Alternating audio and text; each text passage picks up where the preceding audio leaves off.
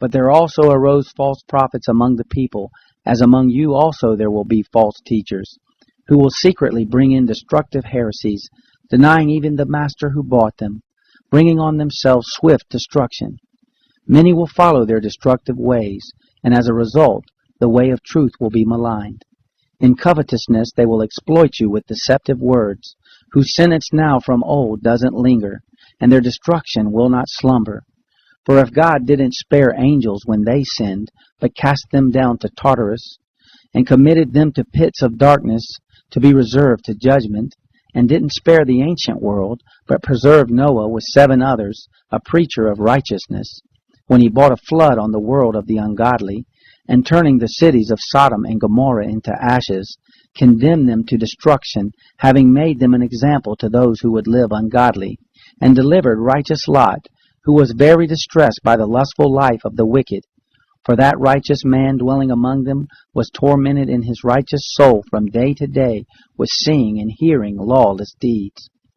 The Lord knows how to deliver the godly out of temptation, and to keep the unrighteous under punishment for the day of judgment. But chiefly those who walk after the flesh in the lust of defilement and despise authority. Daring, self-willed, they are not afraid to speak evil of dignitaries, whereas angels, though greater in might and power, don't bring a railing judgment against them before the Lord. But these, as unreasoning creatures, born natural animals to be taken and destroyed, speaking evil in matters about which they are ignorant, will in their destroying surely be destroyed, receiving the wages of unrighteousness. People who count it pleasure to revel in the daytime, spots and blemishes, reveling in their deceit while they feast with you, having eyes full of adultery, and who can't cease from sin, enticing unsettled souls, having a heart trained in greed, children of cursing. Forsaking the right way, they went astray, having followed the way of Balaam the son of Beor, who loved the wages of wrongdoing. But he was rebuked for his own disobedience. A mute donkey spoke with man's voice, and stopped the madness of the prophet. These are wells without water, clouds driven by a storm, for whom the blackness of darkness has been reserved forever.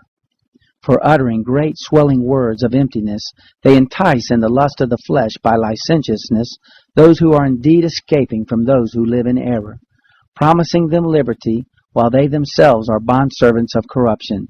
For by whom a man is overcome, by the same is he also brought into bondage.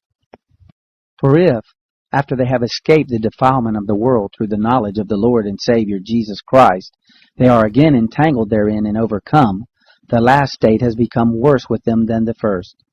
For it would be better for them not to have known the way of righteousness, than after knowing it, to turn back from the holy commandment delivered to them.